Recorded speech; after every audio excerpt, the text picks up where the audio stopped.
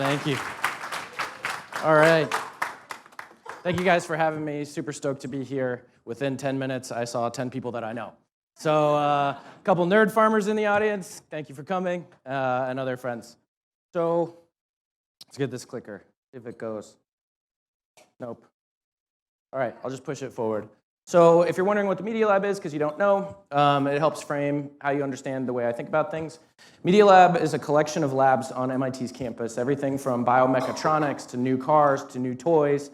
Things like Guitar Hero and Digital Ink came out of the Media Lab, but also really advanced robotic prosthesis and electric cars, foldable vehicles. So it's kind of this place that doesn't define itself by a discipline, and that's really important for us. And in fact, the current director calls us the anti-discipline, the white space between all the verticals. So while I'm going to talk to you today about food and what I'm doing with my lab, I am an architect and an engineer by training. I come by it naturally because my family's in agriculture, but I did what a lot of kids in agriculture do, which was leave the farm. So inside of the lab, okay, yep, so title of the talk, Eating Digital, Fourth Agricultural Revolution. So in the next 1 minute, I'm going to cover 150,000 years, so just hold on for a second. 150,000 years ago, we were running around chasing our food. It was maybe the second most important thing on our mind that we were trying to do. But we knew when food was safe, we knew when it was dangerous, we knew when it was in season, we knew when it was out. So when you talk about farming and what's natural, this is when everything became unnatural, 15,000 years ago. 15,000 years ago, we domesticated the first crops. This was the second agricultural revolution. This was the birth of every single city that we have now, the ability to keep food in one place long enough. Next one, industrial revolution, trains, planes, and automobiles. Followed very quickly in the last 50 years by the vertical integration of farming, chemical fertilizers, genetically modified organisms, feeding a ton of the world. So that ton of the world, 5 years ago for the first time, half of us living in a city. So what has this all created as we've been on this kind of path? Meet your global farm if you've never seen it. Every country in green is considered food secure. Anything with any color is considered some varying degree of food insecure. The countries in purple are countries that are both food insecure and shipping food to other countries for them to consume. So these strings are planes, trains, cars, and automobiles. I show you this because most people have never seen it, but at the same time, this is an amazing thing that was the call of the 1960s, 1970s, more cheap food to feed the world. And so a lot of great brains were put together to make this happen, but we're starting to see where it falls apart. So if I said food crisis to you, you'd probably come up with one in your mind, but it would never be the same as the person sitting next to you.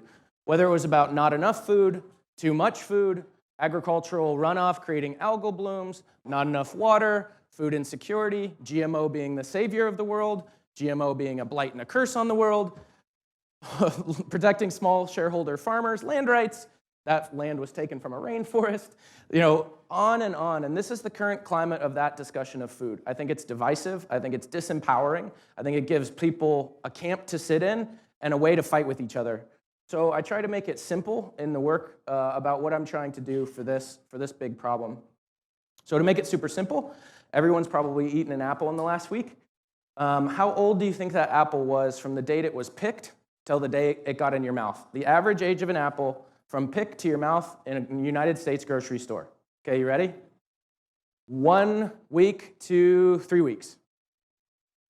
One optimist, or are you scratching your head? Yes, an optimist. I love the optimists. 3 weeks to 2 months. Yeah, okay. 2 months to 4 months. 4 months to 6 months. 6 months to 8 months. Over a year. 14 months is the average age of an apple from the date it was picked till the date it got into your mouth.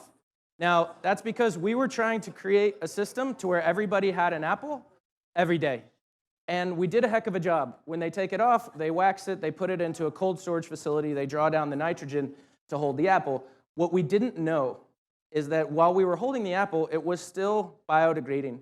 So we were losing all of the antioxidants in that apple by the time it got into people's mouths, which is now the case today, that apples are a lot more sugar and cellulose fiber than they used to be. So big, giant system, and failing locally is one big problem we're addressing. The other one, this is a study by the USDA.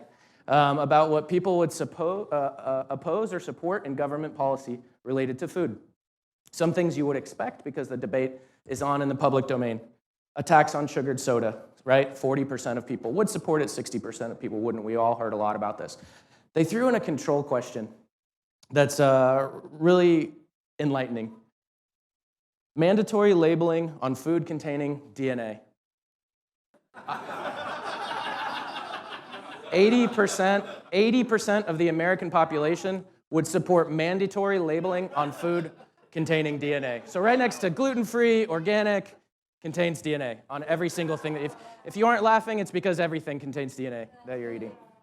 So we have a giant system. We need to become more decentralized, and we have general ignorance, and we need to face up to that. So what's missing in agriculture is a platform to unite 7 billion people to be able to ask and answer some questions. You know, we're sitting around, we're talking about how bad things are all the time, but we're also not talking about how it's going to be fixed and then enabling one person to make a change in our food system. Right now, it's more like, gosh, I hope these politicians figure it out. So as we're creating a platform, these are the questions that I'm asking. What if in the next 30 years, we had climate democracy? And what I mean is, this is a map of the most productive climates in the world today. The most productive in green for agriculture, most productive in green, least productive in red.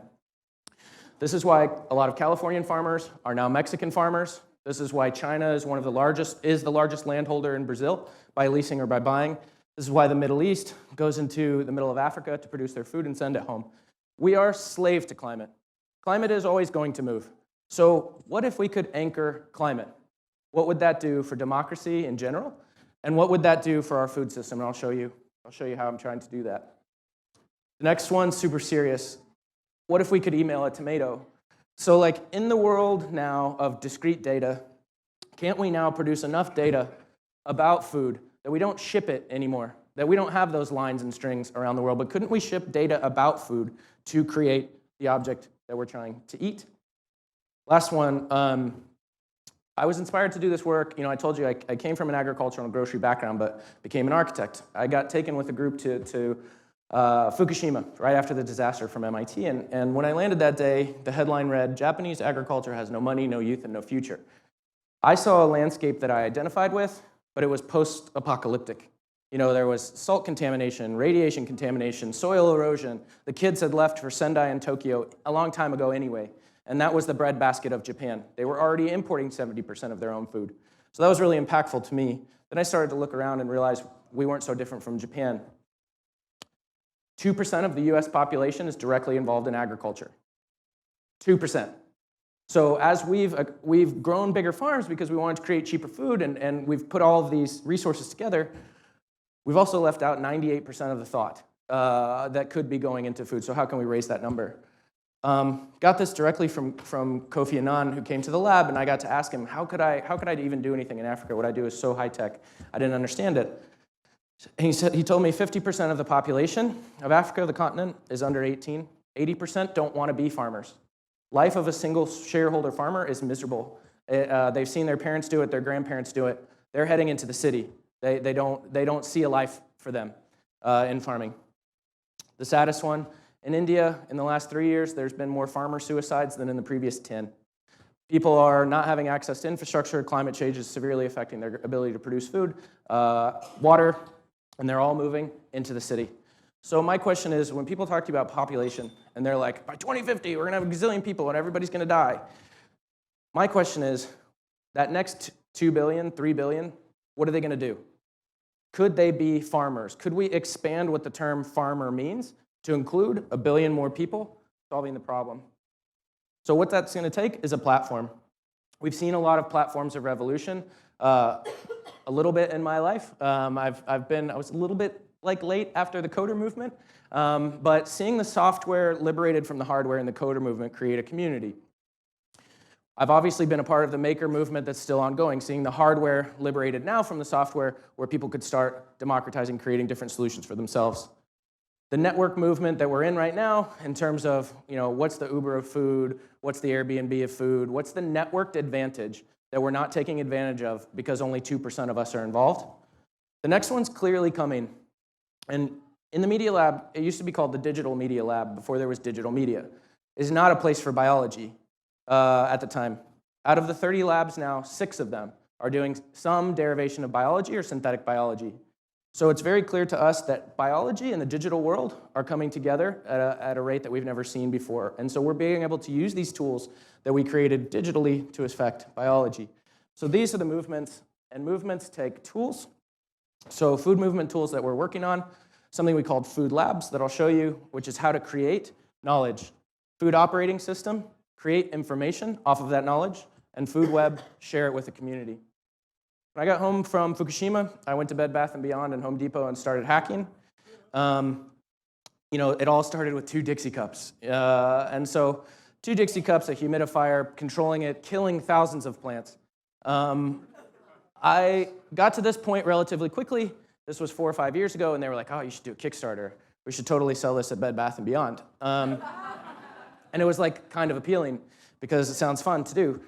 Reality is something this scale will never feed anybody. If you think that this thing could feed you, you just haven't been around growing things for very long. So good luck with your rabbit, will probably. But what this can do is create a lot of knowledge and create a lot of interest. And so we kept going after that scale. We produced this one next. It's about 60 square feet in the Media Lab. There's a lot of interesting technology that we're using here, and we could talk about that. I think one of the most interesting things about this moment for me was once a month we would have a harvest inside of the Media Lab. Bright white roots, beautiful deep green colors.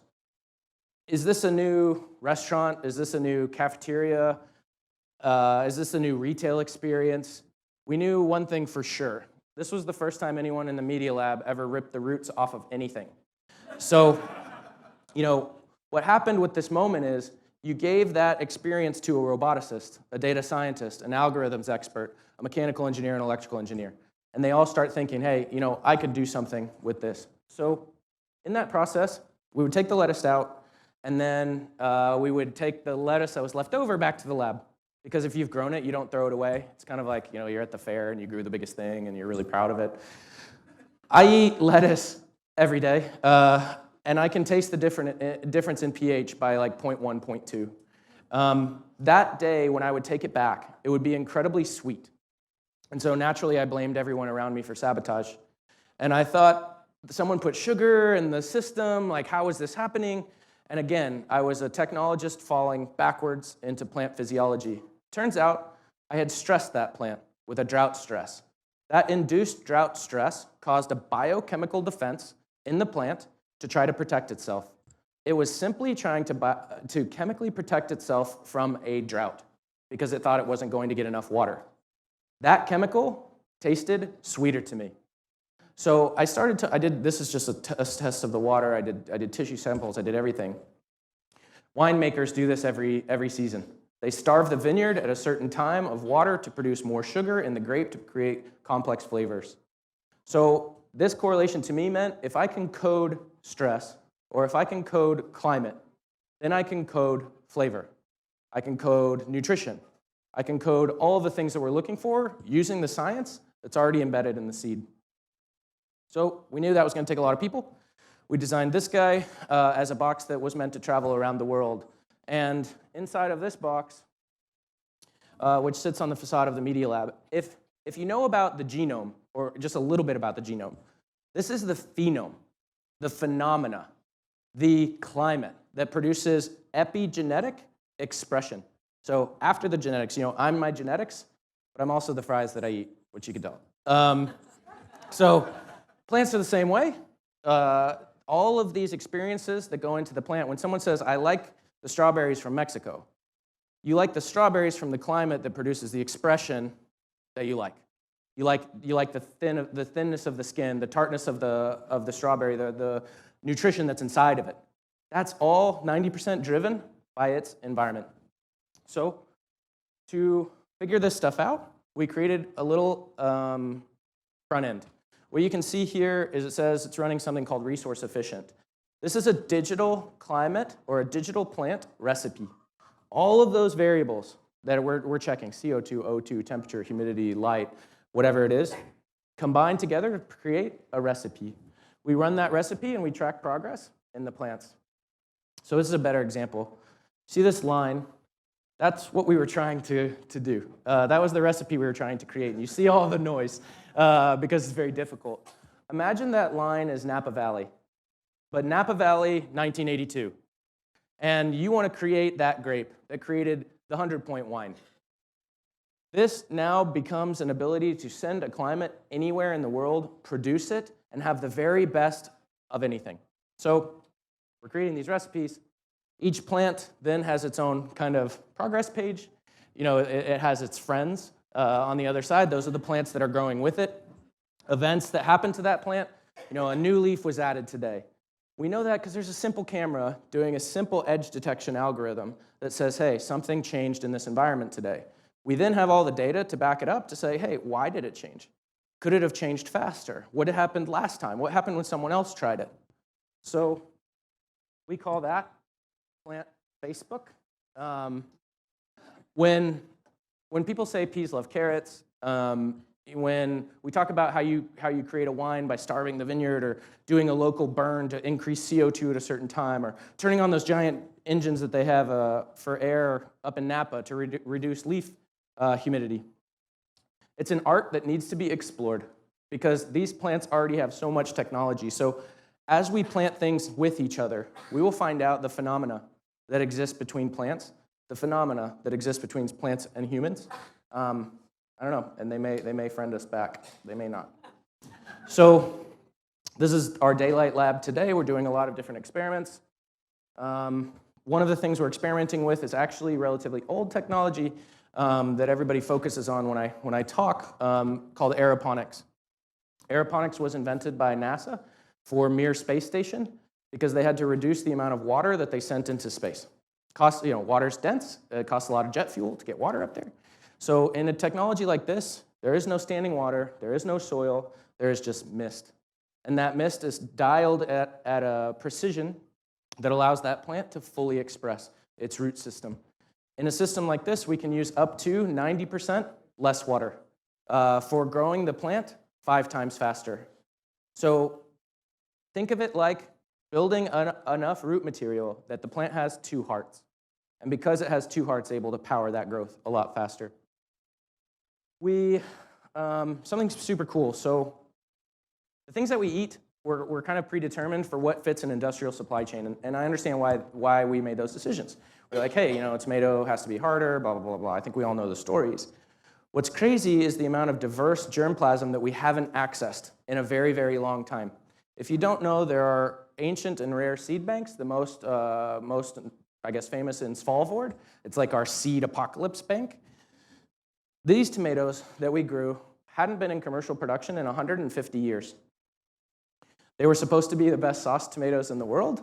Problem is we don't cook, so we ate them raw, and so they tasted like sauce tomatoes, which you don't eat them raw. But the point is, we could bring back so much diversity into diets by now using climate as a tool rather than something to be dominated. We've also started in on proteins, understanding that the world's at a dearth of protein, which I think we all know. People say, but what about the soil? I love soil, okay? I love soil. However, soil is a collection of carbon, minerals, water, oxygen, and microbacteria, microbiota. So inside of this farm, we use no pesticides. We use no synthetic fertilizer. We just use minerals. And we dose those minerals using an automated dosing system. So as that water comes out, it has nitrogen, phosphorus, potassium, calcium, magnesium, boron, all the other trace elements. The next level that we've gotten to, just barely scratching the surface of, we took the water, we cultured it, and we sequenced it. We wanted to know what was alive. So this is pretty cool. It's Petri dishes on the way up the plant. So what you see down here, this is root zone, Petri dish. This is leaf zone, Petri dish. So leaf, basically sterile. So when you think like you're eating these plants and you're hoping that it has good bacteria to feed your microbiome, it's not really the case. You're eating good chemicals that then feed the things already inside you to create a bigger or smaller population. So what's really important to the plant is that we're using all of this diversity at the root zone to create those stresses, those micro stresses that create better and healthier plants. So we're studying this to see what's in soil and what's in water. We then take the plant forward, and we do a chemical analysis. So this looks a little freaky, but we take the plant, we do gas chromatograph analysis just to get what happened. So these are all the secondary volatile metabolites that create nutrition and create flavor. We want to know, what did we do and what did we get? We also grow humans that are really hairy. Everyone at MIT is hairy. No, so we realized that platform was too expensive. The one that we were using previously was about $100,000, and we wanted more of them to exist. So we started hacking smaller because we thought, hey, it's really about that recipe that we need to understand. So we went through an iteration process, eventually came up with something we call the personal food computer. So this is a very simple thing. It just has a control environment, some pretty low-level like sensors and actuators, Raspberry Pi, Arduino, things kids are learning in 4th and 5th grade now. It's all coded in Python, which is a relatively easy language to enter. And you have things like a humidifier, a heater, a set of bottles. There you can put, if you're all into organics, you put organics in there. If you're into synthetics, put in synthetics. I don't care. I want you to experiment, and while you're experimenting, we're creating more data about these plants, so we're understanding what's better about them. We drop these off in schools across a wide financial and ethnic diversity, as well as a wide grade audience. So our first graders were learning to measure the plants as they grew. Coincidentally, like while they were measuring them, they were blowing out air, and it raised the CO2 level in the environment. And they were crazy stoked about that. So then they sat in line, blowing into the food computer to raise the CO2 level.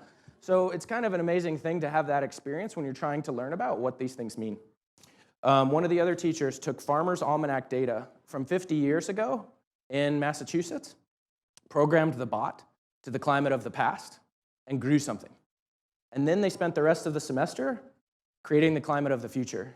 And so how much more interesting is that? How much less do you feel disempowered by this impending doom, Chicken Little story, when you can say, no, I can create climate, I can understand that, and I can use it as a tool. So the kids had a front end for this that was much like a game. They could dial into their food computer. You had the kind of virtual hardware, the sensors, the actuators. They select a recipe that's been grown by another kid. They actuate that recipe.